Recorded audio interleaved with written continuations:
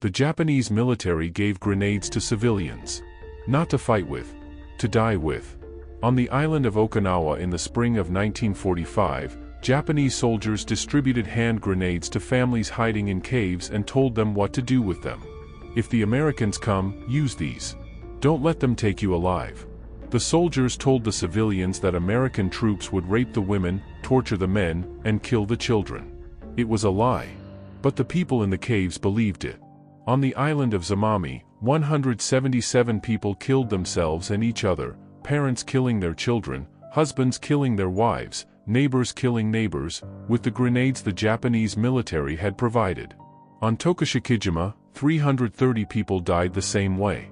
Across Okinawa, approximately 1/4 of the entire civilian population, 94,000 people, died in the 82-day battle. Not all of them were killed by American bombs or Japanese bullets. Many were killed by their own families. At the instruction of the Japanese military. With weapons the Japanese military had supplied. For 80 years, Japan's government disputed whether the military had ordered it. In 2007, the Japanese Education Ministry tried to remove the word coerced from textbooks describing the mass suicides. 100,000 Okinawans took to the streets to protest. The word stayed. The argument has not ended. Okinawa was not always Japanese. For centuries before 1879, it was the Ryukyu Kingdom, an independent maritime trading state with its own language, its own culture, and its own political identity, distinct from both China and Japan. Japan annexed the Ryukyu Kingdom in 1879, forcibly, over the protests of the Ryukyuan government, and renamed it Okinawa Prefecture. The people of Okinawa spent the next 6 decades being made into Japanese. Their language was suppressed. Their cultural practices were restricted. Their children were educated in Japanese and punished for speaking Ryukyuan dialects at school. The specific project of turning a conquered people into loyal imperial subjects was applied to Okinawa with a thoroughness that produced, by 1945, a population that spoke Japanese, had served in the Japanese military, and had been taught that dying for the emperor was the highest honor available to a human being. It had also produced a Japanese military that did not fully trust them. The distrust of Okinawans as insufficiently Japanese, as the other within, in the academic formulation, shaped the specific decisions the Japanese military made about the island's civilian population in 1945. Okinawan men were conscripted in large numbers, approximately 25,000 were recruited to fight with the army. But Okinawan civilians in the battle zone were also surveilled, suspected of potential collaboration with the Americans, and in some documented cases killed by Japanese soldiers who believed or claimed to believe that they posed a security risk. The specific environment of the battle, 82 days of the most intense ground combat of the Pacific War, conducted across an island where the civilian population was caught between two armies, produced conditions in which the Japanese military's relationship to its own civilians was, at minimum, complicated, and at worst, actively lethal. The grenade distribution happened within this context. Japanese soldiers in the outer islands, Zamami, Tokashikijima, and others in the Karima archipelago that American forces seized before the main landing, distributed hand grenades to the civilian population sheltering in caves before the American assault arrived. The instructions that accompanied the grenades were specific. Do not be captured. If the Americans come, use these. The soldiers told the civilians what the Americans would do to them if captured. The accounts that survivors have given across the 80 years since the battle are consistent. They were told the Americans would rape, torture, and mutilate them. That death was preferable to capture. That dying together, as families, as communities, was the loyal and honorable choice. The soldiers did not tell them that this was a lie. It was a lie. American forces, encountering Okinawan civilians who had not killed themselves, generally did not rape or torture them. The specific atrocity propaganda that the Japanese military had spread was not a description of American behavior, it was a tool for producing civilian deaths that would, in the military's calculation, serve strategic purposes. Civilian deaths in caves would not complicate the battle. Civilian survivors in American custody would, they might provide intelligence, they might produce humanitarian complications, they might undermine the narrative that all Okinawans were fighting to the death for the emperor. The grenades were distributed with strategic intent. The families in the caves did not know this. If this history is new to you, subscribe to Unsolved East and hit like. New episodes every week. On Zamami Island, the Americans landed on March 26, 1945. The night before the landing, Japanese soldiers gathered the island's civilians and distributed grenades. They gave instructions for their use. They told the assembled islanders that the Americans would come and that they should not allow themselves to be captured. The next morning, as American forces advanced, 177 Zamami residents killed themselves and each other. Harumi Miyagi's mother was a village employee on Zamami who had been housing Japanese soldiers. When the Americans landed, the soldiers gave instructions: don't be captured. Fight or commit suicide. After the Americans landed, many Zamami villagers killed themselves and their families with grenades provided by the Japanese military. Children were strangled or had their throats slit with razors by their parents. Miyagi learned what her mother had witnessed in 1977, the 33rd anniversary of the deaths. Her mother had kept it for 33 years. On Tokashikijima, the pattern was the same. 330 people died. On the main island of Okinawa, the mass suicides were distributed across hundreds of locations, in caves, in valleys, on clifftops where families jumped into the sea rather than face the Americans they had been told would destroy them. The Japanese Imperial Army encouraged Okinawan civilians to kill themselves rather than surrender to American forces, asserting that the Americans would rape, torture, and sadistically kill them. The army distributed grenades and poison and instructed families on how to commit group suicide. The specific horror of what happened in the caves and on the clifftops is documented in survivor testimony collected over 80 years. A father strangling his daughter because the grenade failed to detonate.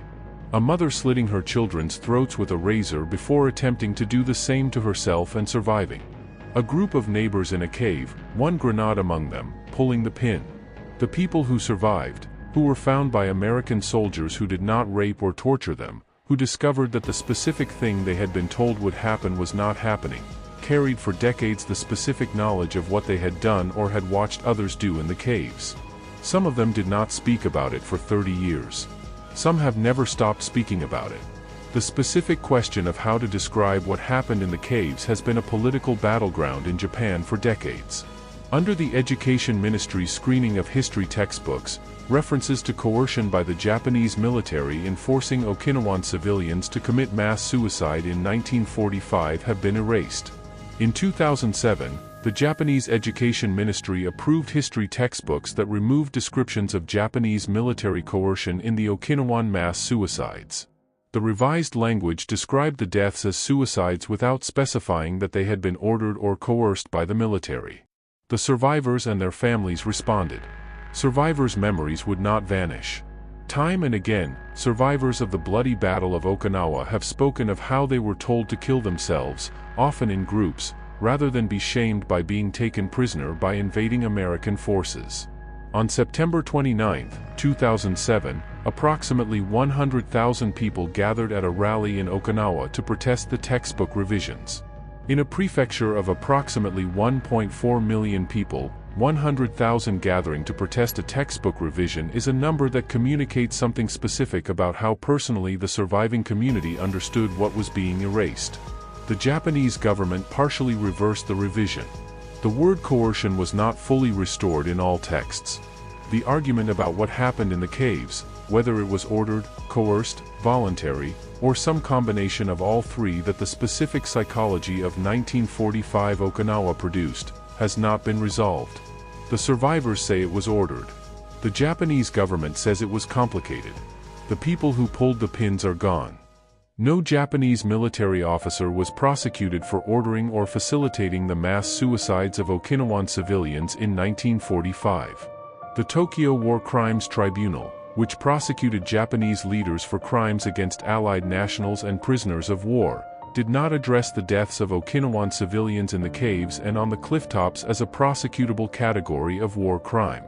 The specific victims, Japanese imperial subjects killed at the instruction of the Japanese military, occupied a legal category that the tribunal's structure did not fully encompass.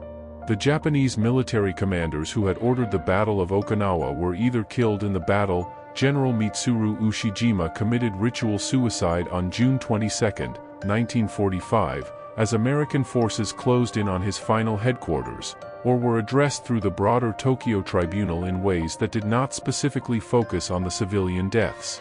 The grenade distribution was documented. It was not prosecuted. The accountability for what happened in the caves of Zamami and Tokashikijima and across the outer islands of Okinawa in the spring of 1945 has been addressed not through legal proceedings but through the specific ongoing argument about history, the textbook disputes, the survivors' testimony, the 100,000-person protest of 2007. That has defined Okinawa's relationship to its own past and to mainland Japan across the 80 years since the battle. That relationship has been complicated by a specific ongoing reality. Okinawa today hosts approximately 70% of all American military facilities in Japan.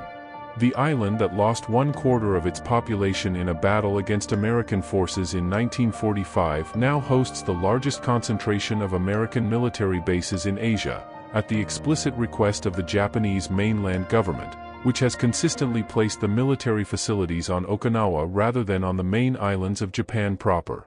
The specific burden, the land used, the noise, the incidents that have occurred involving American military personnel, falls on Okinawa. The strategic benefit flows to Japan. The people of Okinawa have protested this arrangement consistently for decades. The arrangement has not substantially changed. The island that was told by Japan to die rather than surrender to America now permanently hosts the American military, at Japan's request. The caves of Okinawa are still there.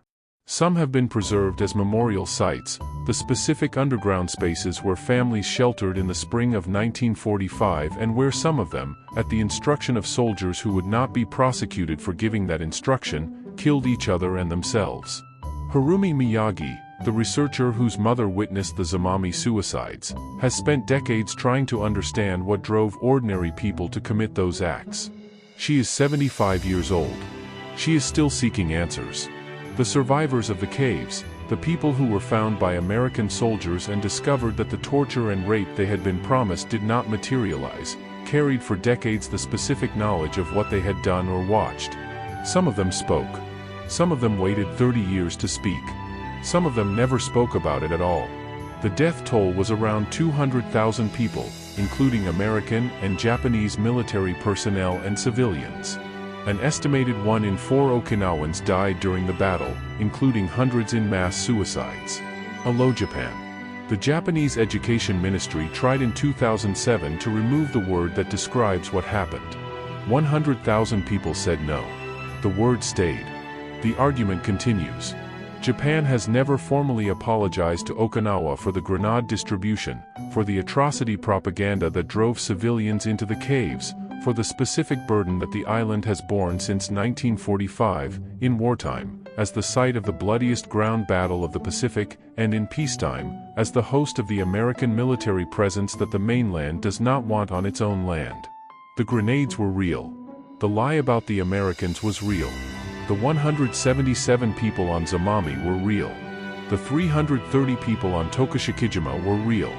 The argument about whether the military ordered it is still happening.